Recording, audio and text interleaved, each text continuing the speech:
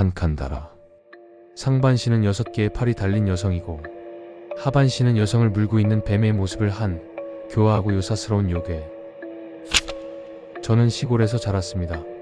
초중학교 시절 저와 친구 A, B는 동네에서 유명한 사고뭉치였죠. 저와 A는 가족들마저 포기한 문제아들이었습니다. 하지만 B만은 달랐습니다. B의 어머니는 항상 아들을 위해 헌신하셨죠.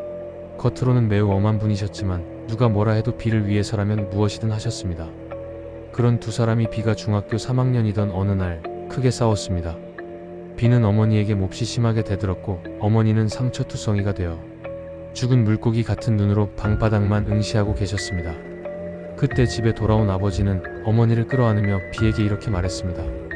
널 낳아준 친어미를 이 지경으로 만들어 놓다니 정녕 내놈은 사람 새끼가 아니로구나.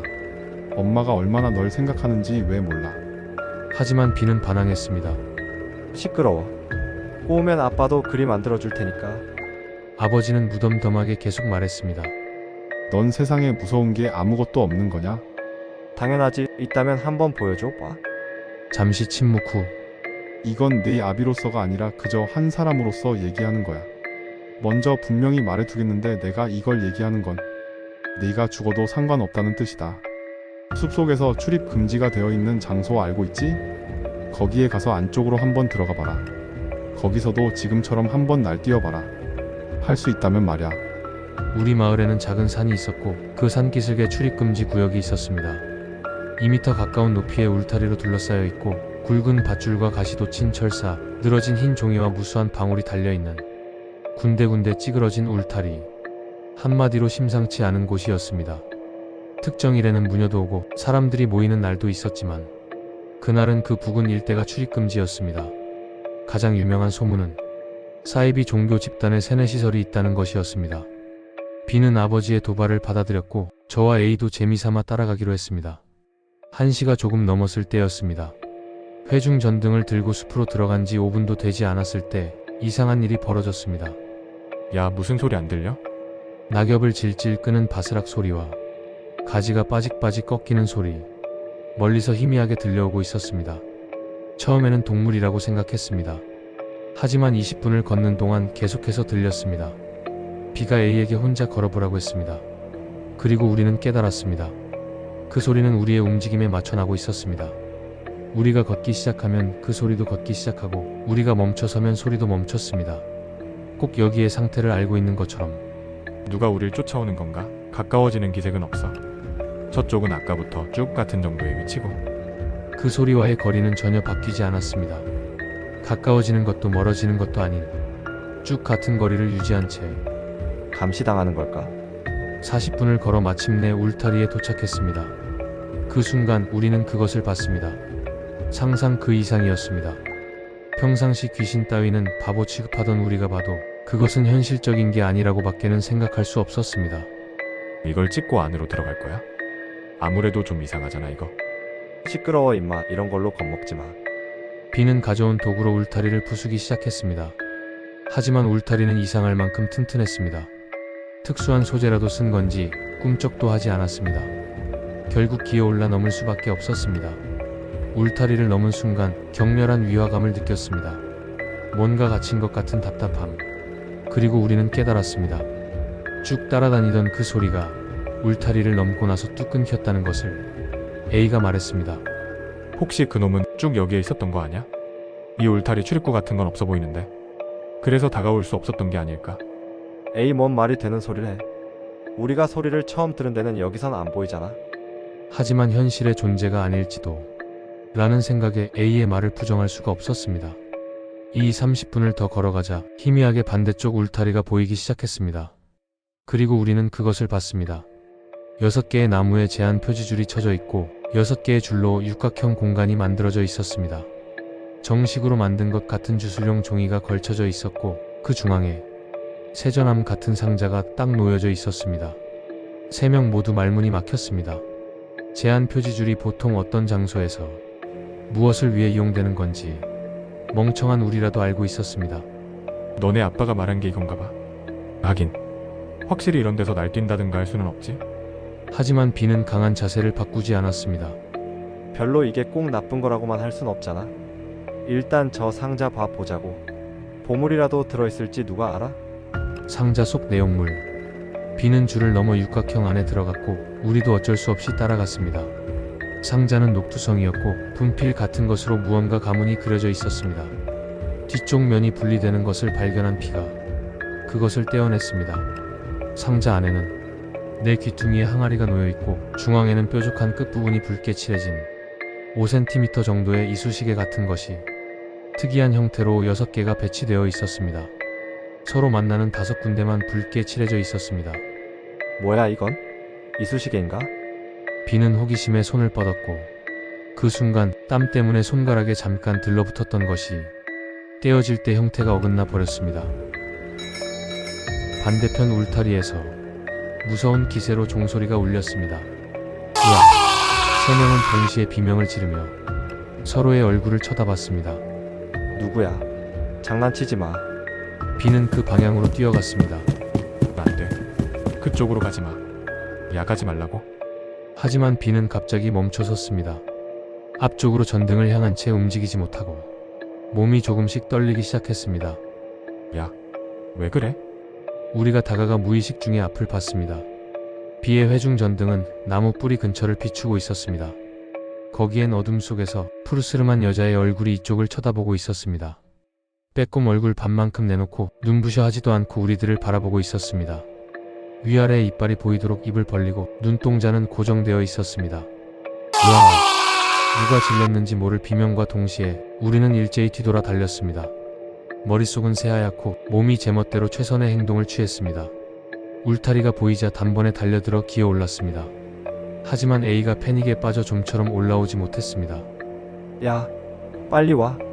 그때 굉장히 큰 소리로 종소리가 울리고 울타리가 흔들리기 시작했습니다. 산 쪽 방향의 모퉁이에서 울리기 시작해 점점 가까워지고 그리고 우리는 봤습니다. 진짜 모습. 산 쪽 방향의 모퉁이로 이어지는 울타리 바깥쪽으로 그것이 매달려 있었습니다. 얼굴뿐이라고 생각한 그것은 알몸으로 상반신까지만 있었고 오른팔과 왼팔이 3개씩 총 6개의 팔이 있었습니다. 그것들로 능숙하게 밧줄과 가시철사를 잡고 입을 아하고 벌린 채로 마치 거미가 거미줄을 타듯이 이쪽을 향해 오고 있었습니다. A가 울타리에서 뛰어내렸고 우리는 필사적으로 달렸습니다. 뒤는 볼 수 없었습니다. 오로지 앞만 보고 입구 근처에서 여러 명의 사람들이 기다리고 있었습니다. 나왔다. 설마 정말로 그 울타리 안으로 들어간 거야? 서둘러 부인에게 연락해. 우리는 차에 태워져 집회소로 갔습니다. 새벽 3시가 다 되어가는 시각이었습니다. 안에는 각자의 부모님들이 와 계셨습니다.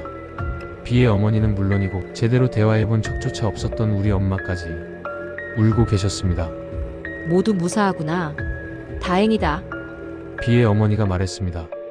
미안해요. 이번 일은 우리 남편 그리고 저의 책임입니다. 정말로 죄송합니다. 다음날 오후 비의 어머니에게서 전화가 왔습니다. 비가 이상해. 어젯밤 거기서 뭐 했어? 울타리 너머에 들어가기만 했던 게 아니지. 비의 집으로 가보니 비는 양팔 양다리를 쭉 늘린 상태로 바닥에 넘어져 아픔에 몸부림치고 있었습니다. 방에 들어가도 눈도 마주치지 않고 계속 비명만 질러댔습니다. 거기에서 무엇을 했는지 말해줘. 어젯밤 거기에서 뭘 했니?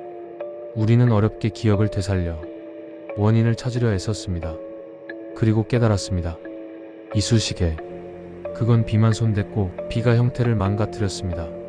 비의 어머니는 어딘가로 전화를 걸었고 우리는 다른 현까지 가게 되었습니다. 신칸센으로 몇 시간, 역에서 차로 다시 수시간. 깊은 산속 마을의 오래된 저택에 도착했습니다. 우리를 맞이한 것은 줄무늬 정장을 입은 아저씨와 소복에 붉은 바지를 입은 무녀복 차림의 젊은 여성이었습니다. 아오이 칸조라고 자신을 소개한 그 무녀는 우리를 넓은 다다미 방으로 안내했습니다. 너희들 우리에게 이야기해 줄 수 있니? 어디에 갔는지, 무엇을 했는지, 무엇을 봤는지 가능한 자세히. 우리는 그날 밤의 일을 설명했습니다. 이쑤시개 이야기를 하자 아저씨가 격하게 반응했습니다. 너희들 설마 그것을 건드린 건 아니겠지? 무녀 아오이가 조용히 물었습니다. 상자 속 작은 봉과 같은 것이 어떤 모양으로 놓여 있었을 것입니다. 그걸 만졌나요? 건드려서 조금이라도 형태를 바꾸었습니까? 형태를 바꾸어 버린 것은 누구인지 기억하고 있습니까? 우리는 대답했습니다. 비가 건드렸습니다. 아저씨는 한숨을 쉬며 말했습니다. 어머님 유감입니다만 아드님은 이미 어쩔 도리가 없을 것 같습니다. 착각한 건 아니겠지? 정말 하반신을 못 봤단 말이지? 우리는 고개를 끄덕였습니다. 우리가 본 건 상반신뿐이었어요. 팔은 6개였고 그 순간 아저씨와 무녀의 표정이 바뀌었습니다. 어머님 어떻게든 될지도 모르겠네요. 무녀는 설명을 시작했습니다.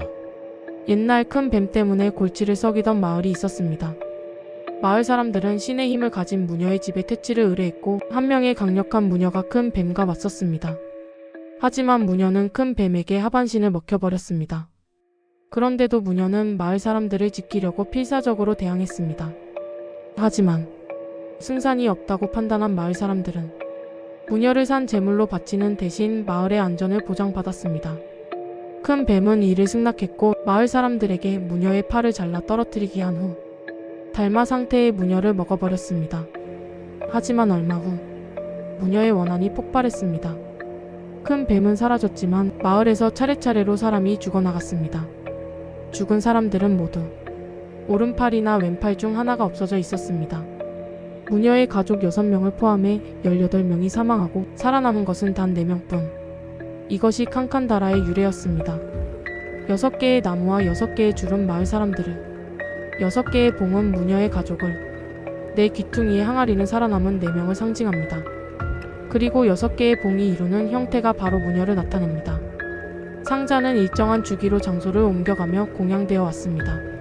상자에 그려진 가문들은 지금까지 공양의 장소를 제공해온 집들입니다. 무녀의 원한에 씌이는 행동이 2개가 있습니다. 해서는 안 되는 것은 무녀를 나타내는 형태를 바꾸는 일, 봐서는 안 되는 것은 그 형태가 나타내는 무녀의 모습입니다. 원래대로라면 봉을 움직인 시점에서 끝입니다. 하지만 아이들은 칸칸다라가 아닌 무녀를 봤어요. 하반신이 없는 모습을 본 게 아니니까요. 칸칸다라가 아니고 무녀로서 나타났다는 거예요. 그날 밤의 일은 그녀에게 있어선 어쩜 그냥 장난 같은 거였겠죠. 칸칸다라가 나오지 않았다면 지금 그 아이를 덮치고 있는 것은 장난 정도일 거예요. 우리들에게 맡겨주면 시간이 좀 걸리겠지만 어떻게든 해볼 수 있을 겁니다. 비는 그 무녀 집안에 맡겨졌고 우리는 다시는 만나지 못했습니다. 완전히 나아서 지금은 어디선가 잘 살고 있다고 합니다. 이 일 이후로 저와 A의 부모님도 우리에게 관심을 가져주기 시작했습니다. 우리도 자연스럽게 철이 들었고요. 하지만 가장 인상 깊었던 것은 B의 어머니였습니다. 아들을 위해 자신의 책임이라며 필사적으로 고개를 숙이던 모습. 그날 저는 어머니란 존재가 어떤 것인지 다시 생각하게 되었습니다. 여러분, 세상에는 들어가서는 안 되는 곳이 있습니다. 그리고 건드려서는 안 되는 것이 있습니다. 만약 당신이 출입금지 구역을 발견한다면 그곳에는 반드시 이유가 있다는 것을 기억하세요. 칸칸다라.